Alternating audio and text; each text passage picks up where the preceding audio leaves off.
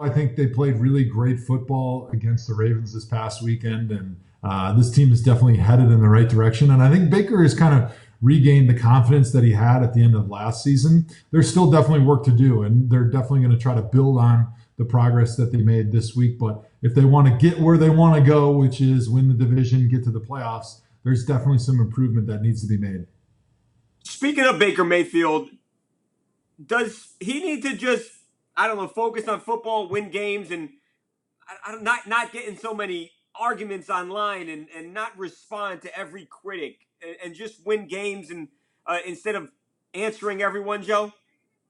Well, I'm sure that winning games is not mutually exclusive to firing back at people on social media, because I actually look at it a little bit differently. I think when Baker is engaging people and firing back at Rex Ryan and Colin Cowherd and Antonio Brown, he's kind of playing off of who he is from going back to his college days. Two-time walk-on, the Heisman Trophy winner. Nobody ever wants to give him a chance. He's too short coming out of the draft. He does his best work when his back's against the wall, when everybody seems to be out to get him and says that he can't do it. He really feels that he's got something to prove at that moment. And that's when you get the best version of Baker Mayfield. And I think the Browns team often reflect the personality of the quarterback. And so we saw going into this week against the Ravens, nobody gave him a chance. They were underdogs going into the game, and everybody talked about, the old Mark Twain misquote about the rumors of my death were greatly exaggerated. That's exactly how Baker Mayfield is.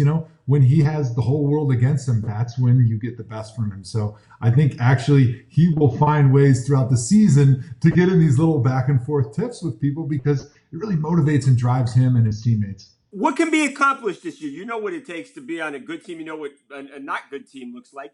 What can this team accomplish this year with everybody just getting together for the first time? Mm-hmm. Well, I'll say this. I bought 2 tickets to the Super Bowl already. So I'm sure hoping that the Brownies are there when I'm sitting in those stands. I mean, they'd have to go through.